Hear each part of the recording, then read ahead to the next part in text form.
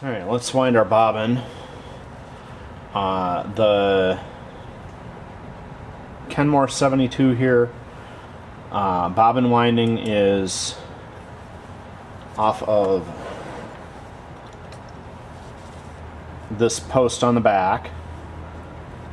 Thread comes under the bobbin winding tension here, and we'll pop it through the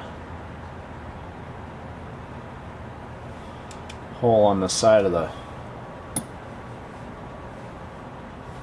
bobbin and unlock the clutch so that we can wind it.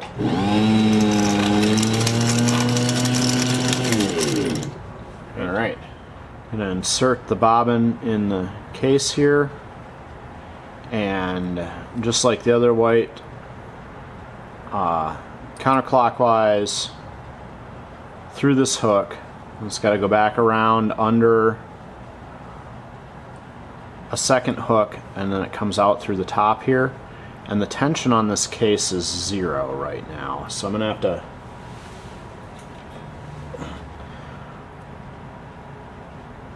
turn that screw in because, oh, and now it's far too tight. There, getting close. So I really just want this to tug so it's not freewheeling in there. There we go. Kenmore 72 threads like almost every White Rotary.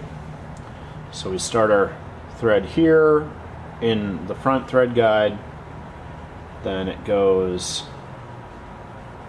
down under this hook on the tensioner and up, crosses over itself to the take-up arm, through the take-up arm, and this machine only has one more thread guide down on the needle clamp. There we go. Thread guide on the needle clamp. It threads from the outside in, which is left to right.